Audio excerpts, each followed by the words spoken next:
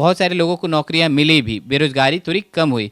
तो इसके लिए श्रेय लेने के लिए जब से नीतीश कुमार जो हैं वो तेजस्वी से अलग हुए हैं, तो सर दोनों में थोड़ी सी खटास देखने के लिए मिल रही है। इसके बारे में क्या? नीतीश डिप्टी सीएम थे और तेजस्वी डिप्टी सीएम थे, तो कार्य से तो यदि तालियां दोनों को मिलेंगी तो गालियां भी दोनों को मिलेंगी। नियोजित शिक्षकों को पहले राज्यकर्मी का दर्जा नहीं था।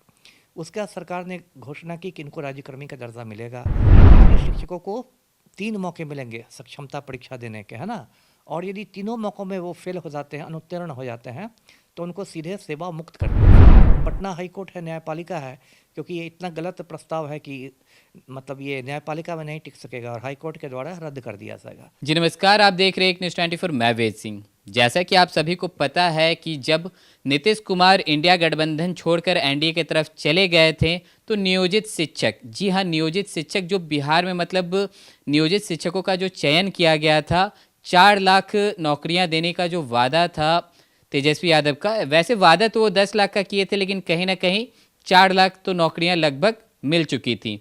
लेकिन उसके बीच एक पहल हमारे सामने आता है कि जब नीतीश कुमार जी इंडिया गठबंधन छोड़कर एनडीए की तरफ चले जाते हैं, तो नियोजित शिक्षकों का श्रेय लेने के पीछे दोनों तरफ से बातें उठनी शुरुआत हो जाती है।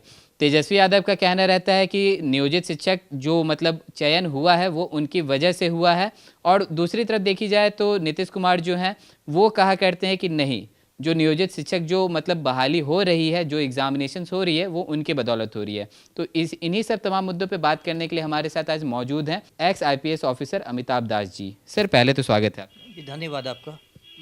सर जैसे कि अभी बिहार में नौकरियों की बहार आई थी, लोग कहा करते थे कि तेजस्वी जी और नीतीश कुमार जब साथ थे तो नियोजित शिक्षक भी मतलब बहुत सारी नौकरियां आई, बहुत सारे लोगों को नौकरियां मिली भी, बेरोजगारी थोड़ी कम हुई। तो इसके लिए श्रेय लेने के लिए जब से नीतीश कुमार जो हैं वो तेजस्वी से अलग हुए हैं, तो सर दोनों में थोड़ी सी खटास देखने के लिए मिल रही है। इसके बारे में क्या कहें? अब खटास तो स्वाभाविक है, जब गठबंधन ही टूट गया है तो खटास तो नेचुरल है। यदि ज़्यादा मिठास रहती तो गठबंधन टूटता ही नहीं। और ये मेरा मानना है कि नीतीश डिप्टी सीएम थे और तेजस्वी डिप्टी सीएम थे, तो कार्य से तो यदि तालियां दोनों को मिलेंगी तो गालियां भी दोनों को मिलेंगी, है ना।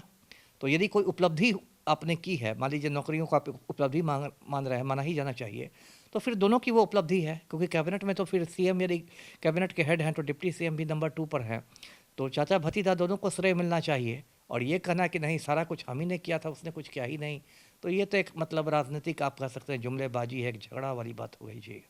और सर कहीं ना कहीं आज मतलब कल हुआ फ्लोर टेस्ट और आज 13 तारीख को नियोजित शिक्षकों के द्वारा आंदोलन मतलब धरना प्रदर्शन करने के लिए विधानसभा की तरफ का रुख लिया गया, तो इसके बारे में क्या कहना चाहेंगे? देखिए पूरा मामला मैं दर्शकों को समझाता हूँ। ये बिहार में 4.25 लाख के आसपास नियोजित शिक्षक हैं, और ये नियोजित शिक्षक पिछले 15 साल 20 साल से पढ़ा रहे हैं। और इन नियोजित शिक्षकों की जो बहाली हुई थी, जो नियोजन हुआ था, वो स्थानीय निकायों के माध्यम से हुआ था, जैसे पंचायत के माध्यम से या नगर निकायों के माध्यम से। और इन नियोजित शिक्षकों को पहले राज्यकर्मी का दर्जा नहीं था। उसके बाद सरकार ने घोषणा की कि इनको राज्यकर्मी का दर्जा मिलेगा। तो उसमें से कुछ हज़ार जो नियोजित शिक्षक थे वो तो बीपीएससी की परीक्षा के माध्यम से बन गए। शिक्षक अभ्यर्थी परीक्षा जो ली गई बीपीएससी की, उसके माध्यम से उसमें उत्तीर्ण होकर बन गए वो लोग राज्यकर्मी। अब उनका वेतनमान बढ़ जाएगा, कुछ और सुविधाएं बढ़ेंगी। लेकिन बाकी जो नियोजित शिक्षक हैं वो थोड़ा आजकल टेंशन में है। और तनाव की वजह यह है कि अभी शिक्षा विभाग ने एक प्रस्ताव भेजा है बिहार सरकार को। प्रस्ताव में ये कहा गया है कि नियोजित शिक्षकों को 3 मौके मिलेंगे सक्षमता परीक्षा देने के, है ना। और यदि तीनों मौक़ों में वो फेल हो जाते हैं, अनुत्तीर्ण हो जाते हैं, तो उनको सीधे सेवा मुक्त कर दिया जाएगा, मतलब नौकरी से बाहर कर दिया जाएगा। तो इसमें मैं 2-3 बातें कहना चाहता हूँ। पहली बात तो ये ध्यान रखें कि अभी एक प्रस्ताव गया है ये शिक्षा विभाग का, इस पर कैबिनेट का भी मंजूरी नहीं मिली है, कैबिनेट का मोहर नहीं लगा। ये सिर्फ प्रस्ताव है, रिकमेंडेशन है। और आज भी शिक्षा मंत्री का बयान आया है कि अभी राज्य सरकार ने इस पर कोई फैसला नहीं लिया है। तो ये इतना मतलब अनर्गल ये प्रस्ताव है, इतना तुगलकी प्रस्ताव है कि पूरी संभावना है कि इसको राज्य सरकार का अनुमोदन मिलेगा ही नहीं, इसको राज्य सरकार नामंजूर कर देगी। तो इसलिए शिक्षकों को टेंशन लेने की बात नहीं है। दूसरी बात, यदि राज्य सरकार ऐसा फरमान जारी भी कर देती है, राज्य सरकार भी मान लेती है, तो फिर पटना हाई कोर्ट है, न्यायपालिका है, क्योंकि ये इतना गलत प्रस्ताव है कि मतलब ये न्यायपालिका में नहीं टिक सकेगा और हाई कोर्ट के द्वारा रद्द कर दिया जाएगा। देखिए मैं बताना चाहता हूँ, ये जो सक्षमता परीक्षा है ये बेसिकली एक तरह की विभागीय परीक्षा है, डिपार्टमेंटल एग्ज़ाम है। और विभागीय परीक्षा सबको देनी पड़ती है, आईएएस हो आईपीएस हो सबको देनी पड़ती है। मैं भी किशनगंज का एसपी था तो मैंने विभागीय परीक्षा दी थी, पूर्णिया जाकर दी थी। तो उसमें यदि किसी वजह से आप फेल कर जाते हैं तो उसमें ज़्यादा से ज़्यादा ये हो सकता है कि आपकी जो वेतन वृद्धि है, जिसको इंग्लिश में इंक्रीमेंट कहते हैं, आपकी वेतन वृद्धि रुक जाएगी या आपका प्रमोशन बाधित हो जाएगा, थोड़ी देर से प्रोन्नति मिलेगी, ये सब हो सकता है। लेकिन आपको सीधे सेवा मुक्त करके घर भेज दिया जाए, ऐसा नहीं हो सकता है, क्योंकि आप इतने साल से पढ़ा रहे हैं ना। आप तो नौकरी में आए थे तो आप किसी परीक्षा के माध्यम से, किसी प्रक्रिया के माध्यम से ही आए थे। तो इसलिए ये जो प्रस्ताव है, पाठक सर के बारे में मैं कई बार कहता हूँ कि के पाठक सर में थोड़ा मोहम्मद बिन तुगलक की आत्मा का प्रवेश हो गया है। बहुत बार वो इस तरह के मतलब अनर्गल बातें कर देते हैं जो बाद में फिर कोर्ट के द्वारा रद्द कर दिया जाता है या राजभवन के द्वारा रद्द कर दिया जाता है। तो उसी में से एक ये भी है जी। सर, जैसे कि अभी आपने के पाठक का जी का नाम आपने लिया, कहीं ना कहीं अभी ऐसा खबरों में भी आ रहा है कि जो आज नियोजित शिक्षक जो हैं, जो विधानसभा के पास मतलब धरना प्रदर्शन कर रहे हैं, तो उनके तरफ से साफ ऐसा कहा गया है कि अगर नियोजित शिक्षक अगर थोड़े से उग्र होते हैं तो उन पे कानूनी कार्रवाई की जाएगी। इसके बारे में क्या कहना चाहेंगे? उग्र होने पर तो कानूनी कार्रवाई वाजिब है ना। उग्र होने पर तो कानूनी कार्रवाई होनी चाहिए, मैं भी समर्थन करूंगा। लेकिन शांतिपूर्ण प्रदर्शन पर, शांतिपूर्ण यदि रहे, पीसफुल है, तब तो आप कोई कार्रवाई नहीं कर सकते। देश में लोकतंत्र है, हर किसी को शांतिपूर्वक अपनी बात को रखने का हक है, और ये तो भारत का संविधान मौलिक अधिकार देता है, अभिव्यक्ति की स्वतंत्रता है धारा 19 में।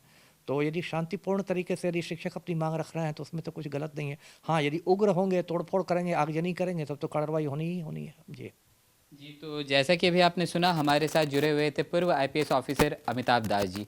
इनका कहना था जो नियोजित शिक्षक हैं उनको कहीं ना कहीं अभी भी जो बातें हैं उसको क्लियर करने की ज़रूरत है, क्योंकि अभी भी बहुत तरह की जो बातें हैं वो अपने दिमाग में सोच रहे हैं कि अगर सक्षमता परीक्षा, पहले तो उन्हें ये समझना पड़ेगा कि सक्षमता परीक्षा है क्या।